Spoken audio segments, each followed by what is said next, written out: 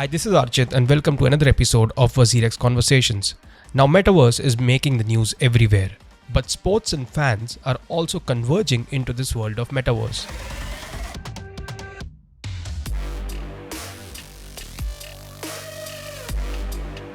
So for this episode, I have the founder of Chiliz and Socios, Alexandre Dreyfus, and VP of Marketing, Wazirx, Rajagopal Menon.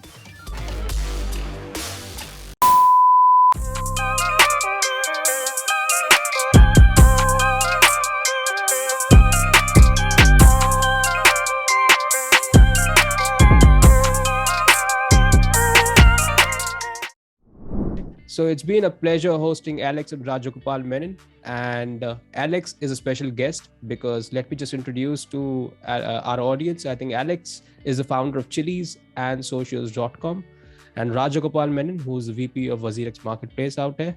So first of all, my first question to any of the guests is how did your crypto journey started?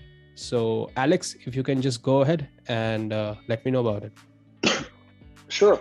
Thank you very much for the invitation. Happy to be here today. My crypto journey that's a long one, but I was actually in the online poker business for a long time, which actually brought me to India as well. And in 2014, a lot of poker players started to talk about Bitcoin on Twitter. And at that time, I thought Bitcoin was a scam. I said, this is never going to work. This is bullshit, etc.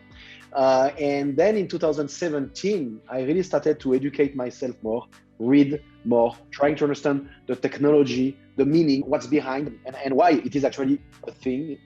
And ended up embracing it, not as a currency. I'm not a strong believer that every cryptocurrency is going to become a currency, but I'm a believer of blockchain, digital assets, and creating new economies around that.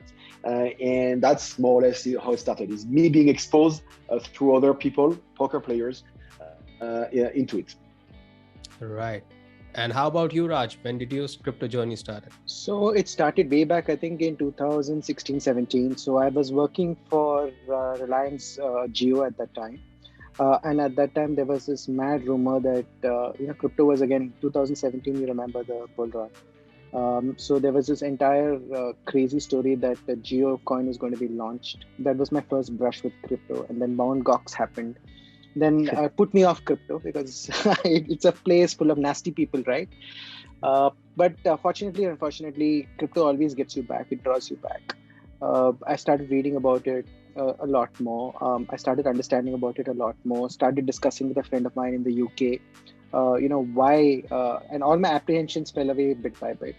And then I started pinging Nishal, who's our CEO, that, you should do this. Why aren't you doing this? You're India's biggest exchange and this is what you should do. I think frankly got tired of, WhatsApping me and texting me and at Twittering me. He said, boss, you come on over and you do what you want to do here. Don't give me ideas, implement them. And that's where, and here I am. Right. Nice knowing both your journeys. My question now is to Alex. Now, the thing is that, can you elaborate a little on about the tokenization of world-class sport franchisee communities and why giving fans the power to participate in these franchisees, kind of decision-making process is such a valuable proposition, which I am seeing you talking in a lot of YouTube videos you talked about, right? Can you emphasize on that a little? Yeah, of course. So what we do at Chiliz is the following. We believe that 99% of sports fans are not in the stadium, not in the city, and sometimes not even in the country of the team you are supporting. You are actually probably a perfect example. I see you have a FC Barcelona jersey, and yet you live in India and may never have a chance to go to a Camp Nou in Barcelona. So the question is, sports property, football teams, let's say, their revenue is driven by sponsoring, broadcasting rights, ticketing, and merchandising, let's say. These revenue are kind of as a ceiling already. There is, of course, opportunity to grow, but there is still a significant ceiling. The question for the next 5 to 10 years is how can you grow the revenue? And we believe that the next revenue that's going to grow are digital. But the question is, what can you sell digitally to a fan that is anywhere in the world, in India, in Japan, in Korea, or anywhere else? And we believe that two things matter for a fan. One is being recognized as a fan, not anymore just an anonymous follower on Twitter, but the club telling you that you are someone to the community, to the brand that you like because you own a fan token. And secondly, because you are part of the community, you have an influence. You don't own a share of a company, you own a share of influence. And that's what we did. We tokenize influence. We tokenize this relationship between you and the club. And we started 3.5 years ago with Paris Saint-Germain and Juventus. And now fast forward almost 4 years, we have 100 teams all over the world. And our job is to try to work with this team to create what we call and what we invented fan token of these teams. And you as a fan token holders, you get benefits like voting for the music in the stadium, the design of the jersey, anything that is not either sports or business. And our job is to bring more and more innovation around that. We're launching NFTs.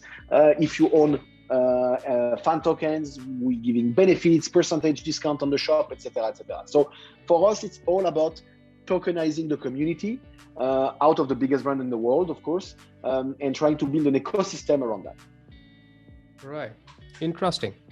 So I have my third question, India is a land of billion people, right? Cricket is a sport. And it's not a sport, it's a religion here, right? It's a religion. I was going to say, it's not a sport, It's a religion. So how do you see the tokenization of this sport now? There's a lot happening in cricket. There's a T20, there's franchisee out here. And would you be keen on it, Alex? Yes, so I have a relation, I have a little bit of knowledge about India because I came a couple of times for a poker league we created in 2017, I think. I don't know if you remember, there was a couple of poker leagues that were on the MTV Colors, and there was another channel, I don't remember. And we did one of them, didn't work very well. But we understand that cricket is, of course, cricket is the second biggest sport in the world in terms of followers because of India, Pakistan, and Commonwealth. And we actually signed, I think, a couple of IPL teams already. We've made a deal. We haven't launched any token due to regulation for now. We've made a deal that we haven't announced with a big operator in the space in India. Hopefully we'll announce that in a few weeks. And yes, India and cricket is going to be a priority. There is a bit of a competition, local competition. There is a bit of NFT moves as well. So there is a lot of things happening, but we are confident we're going to be strong in India.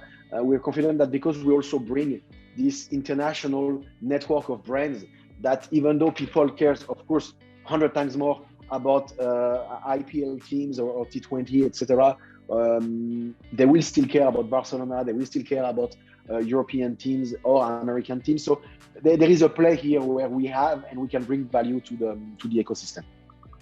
Right. Raj, how do you see it? Tokenization of the biggest sport in India? I think Alex is onto something very big. If you look world over, fans have little say in how their favorite teams are run. And it's not actually true in India also, where cricket is a religion. For example, in Germany and in Spain and in England, football is a religion, right? People, it's from father to son. So it's thicker, it's much more deeper than in India. India, it's more of a recent phenomenon. And if you look at it, whenever fans have a say in their favorite teams or in their favorite leagues, they're invariably better run. Like the German league, because the fans have, it's not professional yet, as in it's not corporatized the way the English league is. It's still not a money-making racket. So, they still have certain principles.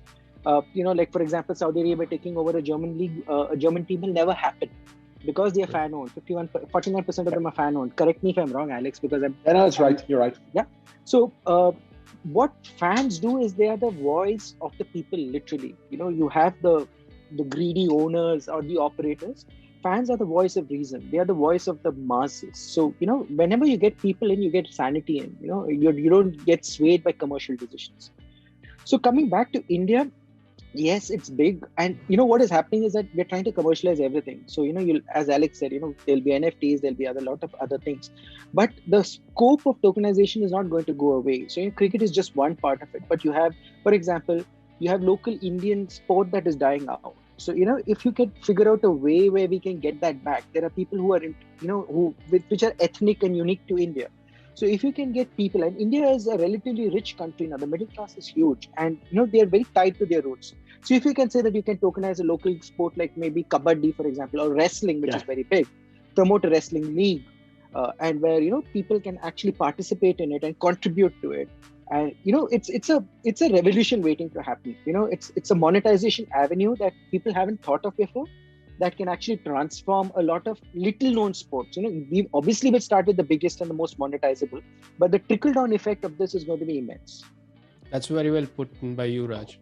Never thought of this, but yeah, when you talk about the sports which are being least talked about and the fan-based culture, which I think Alex is establishing, and if we connect both of them, it's huge. It's really huge. Yeah. So moving on to my next question, I think, Alex, and it's to both of you. I mean, how important do you feel, the importance of a community in this tokenization world, in the future? Well, in our case, but that's probably true for Wazirx as well, is in our case, we are actually tokenizing community, because a football team or a sports team in general is about a community where sometimes you are alone, you feel alone. I'm a fan of a team. My friend is a fan of a team. We are part of a community, but we don't really connect either together with the team. So it's a bit of a one-way relationship. And that's where we believe technology can provide a two-way relationship where you can bring to the team can bring you back to you. And eventually you could have, or you could argue that having a vested interest in a team is the ultimate fan engagement.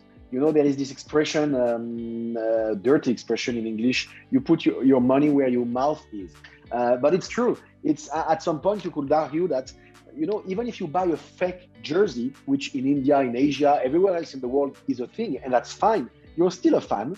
So yes, you put only $20 instead of $200 because you cannot afford $200, but that's fine. You're still a fan.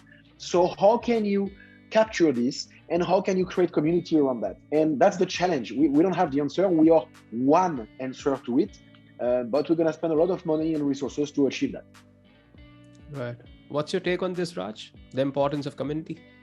So I think we are at the cusp of what Web 3 as we all call it. It's tokenization. It's the internet of money, right? Everything that we know in the real world is going to be tokenized. And what Alex, luckily or serendipitously has stumbled upon is tokenizing masses of people, which is tremendous. We all hear the term, plastic fans, which is very derogatory. I am a Liverpool fan, but what can I do if I'm 1,000 miles away? And what Alex said is very pertinent. I might wear a $20 t-shirt, Liverpool t-shirt, because that's all I can afford. But what this tokenization does, is that if it is correctly priced, I can be a part. If it is adjusted to the purchasing power parity of India or Indonesia or wherever else in the world, it could be anywhere else. But I can be a part of my Liverpool experience or a Barca experience or a PSG experience. So that allows me, and fans are very emotional that way. The connect with the club is more solidified. And you have all these random arguments about, I don't like this, this jersey, and for example, this Liverpool jersey is called the McDonald's jersey because it looks like a McDonald's uniform. So that is where fans can come in and say, dude, you can't do this to me. I have to wear this. That's where the power of tokenomics comes in, and the power of the fans come in through tokens. Right. Again, my next question is on the fan-based tokens. So how do you both see the future of fan-based tokens? Because we all know it's sports in Metaverse world now. So the way I see it is that all the serious stuff is getting a lot of attention. You have the Uniswap token that's getting a lot of attention. That's really very valuable. But sport and entertainment are where we spend our free time happily, right? They are massive, units of our time waiting to be tokenized. So this is the future. You have to understand it. Sports brands will understand it. Sports brands will understand it. Teams will understand it. And it's a very nice way to tap into the latent feeling of a fan to want to be accepted. How can he participate in it? I am in India. My favorite team is out there in Paris. Can I do something about it? Yes, you can. Can I be a part of the community? Yes, I can. Can I vote through my token? Yes, I can. Can I pass it on to my son so that he also becomes a Paris Saint-Germain fan? Yes, I can. So it's got all the right Lego blocks in its place. And over a period of time, it's just going to solidify. And 10 years down the line, Alex will be sitting somewhere in the Caribbean, sipping on his yacht, while fans battle over his tokens. I hope not. Right. I actually had to. I was googling your Liverpool Magnificent T-shirt, the jersey actually. I mean, again, everything. We talk about sports fans, but there are fans of everything. There are fans of music. There are fans of TV shows. There are fans of brands in general. For us, there is a scenario where, and we're working already on that, on what's after sports, what's our next move, and we're gonna continue to invest in that. We're going to continue to invest in how what we do is going to be more open as a technology, because in all fairness, it's very centralized, ironically, because that's also a way to protect these brands. These brands are very careful about their IP, as you can understand. And so we need to protect them. But the more they're going to start to trust what we do, the more we're going to be able to open it to a broader audience and a broader development community as well. Right. So let's say we are in 2030. How do you see a soccer fan? How do you see a Barcelona fan now? And where do you see Chiliz and Socio? How would they contribute to a fan now, Alex? That's a tough question. So I'll say there is a utopian world where a lot of the decision will be done by fan token holders. Chiliz will be the backbone of everything that is sports and entertainment related in terms of big brands. And Socios will be one, not the only one, but one of the consumer-facing product that allows you to do that. In 8 years, you'll have thousands of teams, brands, communities that will be tokenized by like big time cities potentially, and we will be hopefully the main leader in that. Hopefully I will not be the only one, because actually to grow a market you need sometimes to have a couple of operators, even though I hate this. Today there is supposedly 200 million crypto enthusiasts. Hopefully in the next 5 years we'll be close to 500 million or 800 million people will be crypto educated. Statistically 40 to 50% of these people are sports fans. So if we can just capture 50% of 600 million people, and then we spread that over different sports and different brands, we should be fine. My last question, and it is like, how open are the franchises towards this token culture now, Alex? Historically, they were very much reluctant. COVID helped us a lot. COVID was an accelerator of our business, was probably an accelerator for anything in crypto anyway, but was an accelerator of our business because it forced franchise to actually say, hey, what happened when we don't have fans in the stadium? And they realized that, usually we have 40,000 people in the stadium, but we do have 10 million fans all over the world, or 100 million fans. So maybe it's time for us to start to consider about what can we do with them, for them actually. So this was an acceleration. Because we were lucky to be at the right place at the right time, and we got successful operationally, financially, the clubs and the franchise got significantly new incomes thanks to us.